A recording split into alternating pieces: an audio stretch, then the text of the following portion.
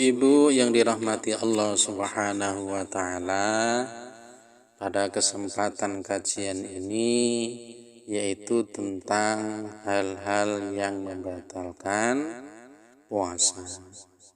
Walladzi yuftiru bi shaim asyaratu asya, bahwa hal-hal yang membatalkan puasa itu jumlahnya ada 10 perkara.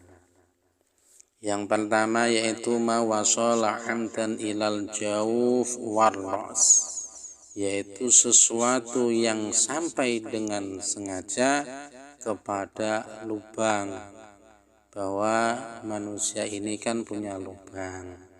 Jumlahnya lubang itu ada 5 dari anggota badan kita, yaitu mulut, lubang telinga, lubang hidung, lubang buang air kecil, tuh tahulah ibu tuh. Lubang air besar. Yang dimasukkan ke lubang mulut yang membatalkan puasa, yang pertama yaitu karena nelannya, Bu. Ini yang harus kita ingat, karena menelannya. Selagi tidak menelan, tidak membatalkan puasa. Misalnya di suatu pagi ibu ini nyapu, padahal lagi puasa ini, lihat permen, terus permen dibuka, setelah itu permennya dimasukkan ke mulut tapi tidak ditelan, kira-kira batal nggak puasanya? Udah masuk mulut gitu, tidak batal. Sebab yang membatalkan puasa itu menelannya, tapi makruh. Iseng banget permen kok dimasukkan ke mulut, padahal ia lagi puasa Ramadan. Ibu-ibu ini harus paham nih, bahwa yang batalin itu sampai nelennya, ini benang merahnya. Terus kalau ditanya sama anak-anak, kalau orang puasa nelen ludah batal nggak? Ayo, gimana kira-kira? Kayaknya batal. Jangan kayaknya, hukum itu tak boleh kayaknya, harus pasti dan harus jelas. Nelen ludah itu tidak membatalkan puasa, Bu. Ini dengan 3 syarat catatannya. Nelen ludah tidak membatalkan puasa dengan 3 syarat. Yang pertama, ludahmu sendiri. Kalau ludah orang lain batal.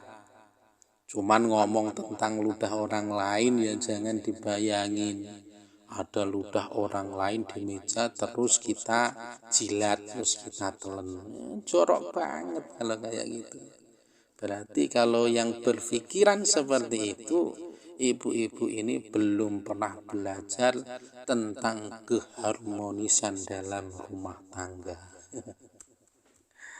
Contohnya gini, suami sama istri berciuman kan nggak membatalkan puasa. Ciuman sampai bibir ke mulut. Nah, tapi kalau ciuman suami ke istri terus tertukar ludah, maksudnya ketika berciuman di mulut tadi tertukar ludah, kemudian ketelan, bisa batal puasanya. Gitu loh contohnya. Kemudian yang kedua, syarat ludah tidak membatalkan puasa, yaitu di samping ludah sendiri dan ludah itu masih di mulutnya sendiri. Tapi kalau ibu iseng, ludah ibu dikumpulkan dalam gelas sampai dapat 1 gelas terus dimasukkan ke kulkas. Udah siang-siang nih ditengok, ludahnya udah dingin, padahal lagi puasa haus. Setelah itu ibu minum di siang hari, ya batal karena sudah keluar dari mulut. Kemudian yang ketiga, syarat ludah tidak membatalkan puasa itu ketika ludah tersebut masih asli, belum bercampur dengan lainnya, belum bercampur dengan permen, belum bercampur dengan sama kopi, belum bercampur dengan es krim dan lainnya. Itu 3 catatan ludah tidak membatalkan puasa ketika ditelan. Ibu-ibu yang dirahmati Allah, kemudian hal yang membatalkan puasa yang memasukkan ke lubang hidung.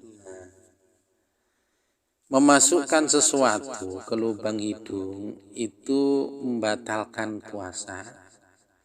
Ini keterangan yang paling gak enak ketika kita kaji bagi ibu-ibu yang hobi ngupil nih. Mohon maaf bu yang suka ngupil. Yang dimaksud memasukkan sesuatu ke lubang hidung yang sampai bisa membatalkan puasa itu jika sesuatu yang masuk tersebut sampai batas yang jauh, yaitu seandainya kita memasukkan air akan merasakan panas bagian atas. Nah, sampai bagian atas ini. Kalau kita memasukkan sesuatu sampai terasa panas bagian atas, itulah yang membatalkan puasa. Tapi kalau kita memasukkan sesuatu masih bagian bawah, itu tidak membatalkan puasa. Maka saya sampaikan kabar gembira ini kepada ibu-ibu yang hobi ngupil, bahwa ternyata ngupil tidak membatalkan puasa karena tidak sampai batas ke atas yang ketika masuk sampai panas. Cuman saya harap kalau ibu-ibu ngupil itu ya jangan ngupil di depan umum. Malulah jorok dilihat orang. Paling enggak ya ditutupin pakai tangan atau kerudung gitu. Kemudian yang ketiga yaitu memasukkan ke lubang telinga. Batasnya yang membatalkan sampai ke lubang telinga adalah yang bisa dijangkau oleh jari kelingking. Jari kelingking ini kan yang kecil ini. Kalau telinga dikorek dengan jari kelingking tidak batal. Tapi kalau ngoreknya pakai korek kuping sampai dalam sana itu, ini batal. Ini menurut madhab kita yaitu Imam Syafi'i. Kemudian yang keempat itu yaitu lubang depan, lubang belakang. Ini harus kita perhatikan. Mohon maaf, ini biar tidak jadi majlis taklim guyunan, tapi fikih ini kan harus dijelaskan dengan gamblang bu, biar tidak gagal paham dan tidak salah paham. Memasukkan sesuatu ke lubang depan contohnya ini.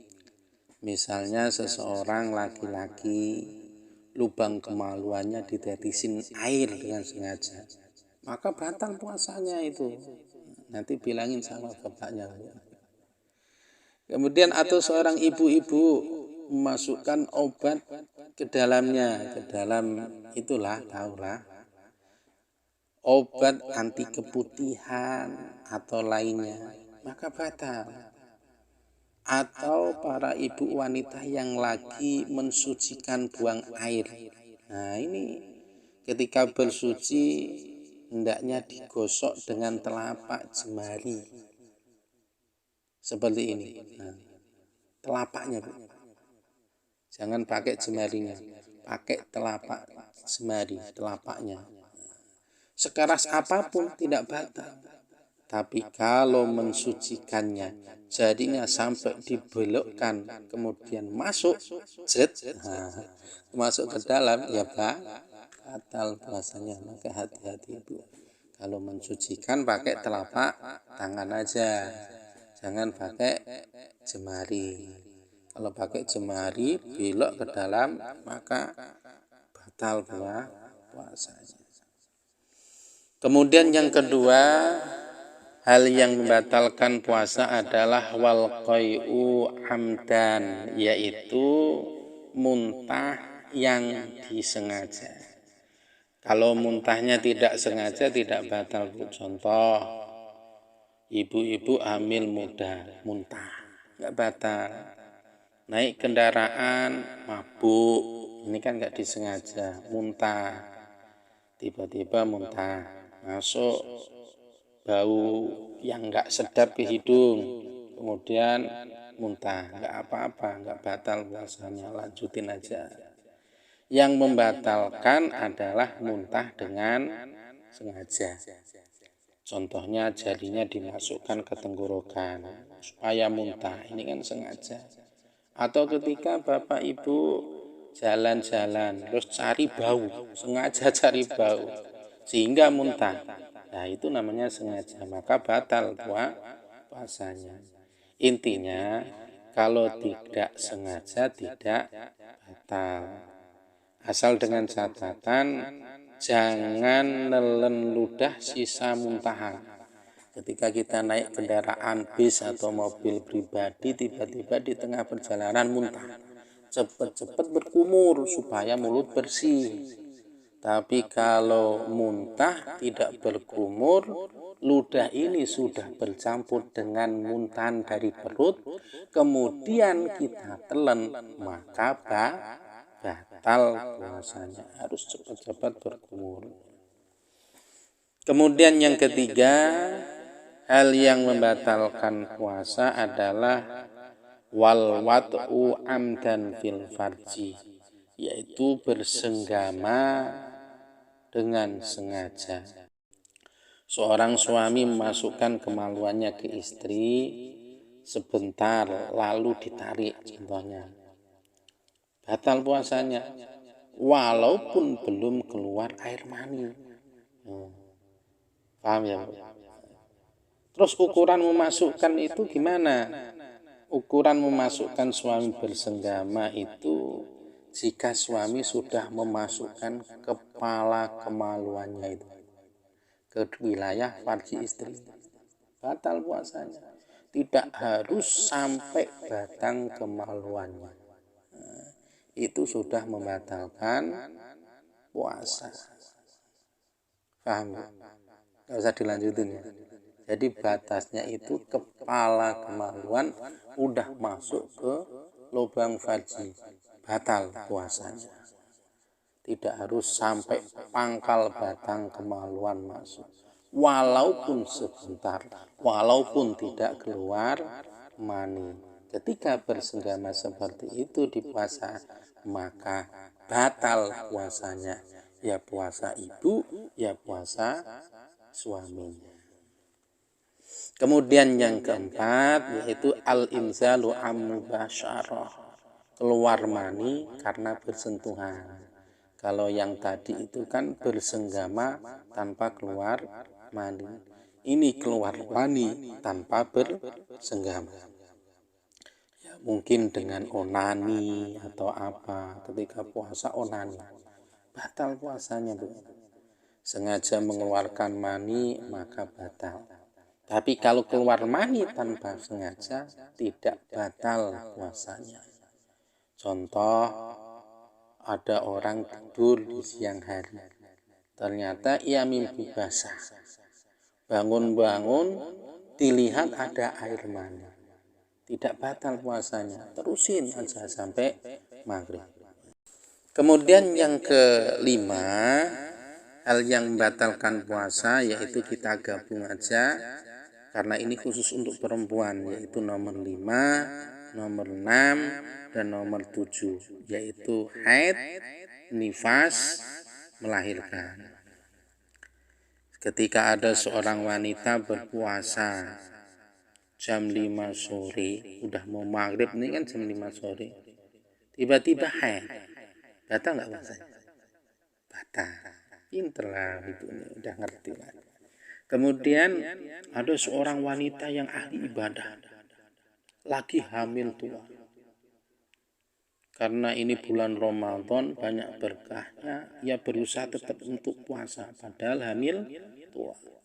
Jam 4 sore tiba-tiba melahirkan. Batal nggak bahasanya? Batal. Ini termasuk keguguran juga. Keguguran, tahu guguran? Bakal bayi itu.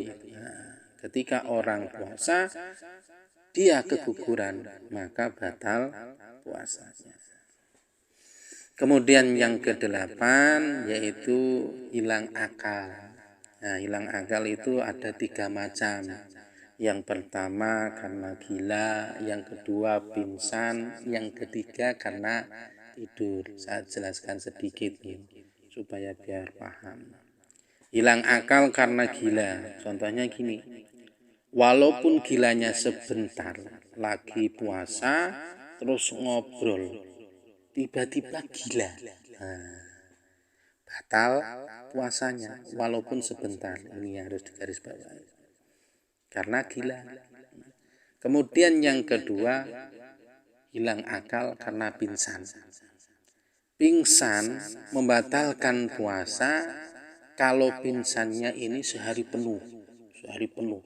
Habis sahur dia pingsan sampai isya atau sampai maghrib, batal puasanya. Puasanya batal karena pingsannya seharian penuh. Kalau pingsannya sebentar, sempat sadar, puasanya sah. Contoh, pingsan habis sahur, tahu-tahu sadar waktu duhur, tiba-tiba pingsan lagi karena kaget lihat matahari. Pingsan lagi sampai isya. Nah, lewat maghrib dulu sampai isya. Kira-kira puasanya sah? Sah puasanya, Bu, karena sempat sadar walaupun sebentar.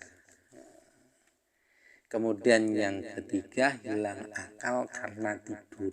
Nah, tidur ini tidak membatalkan puasa walaupun seharian penuh.